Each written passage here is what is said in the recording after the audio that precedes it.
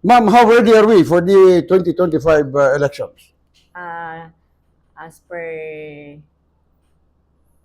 preparations po para sa 2025 national and local elections, Municipality of Rojas po ay ready na po kami. Hindi ba kayo apektado doon sa mga TRO na inilabas ng Supreme Court? Baka may delay of printing sa national level?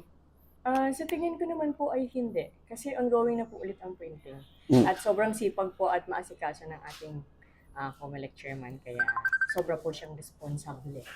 Now, kamusta naman po?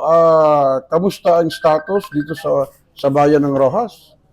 Do we foresee some problems sa campaign or whatever?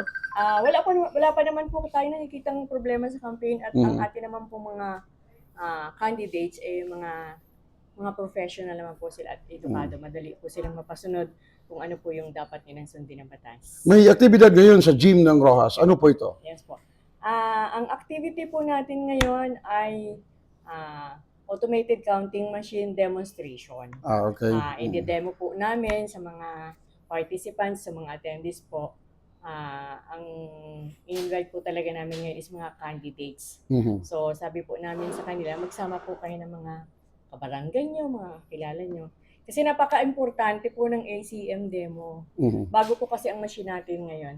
Kaya gusto po namin na maipakita sa kanila kung paano po gumana or gamitin ang ating machine. Mensahe po rin ma'am sa mga botante ng Rojas and of course sa lahat ng mga nakikinig sa program po namin.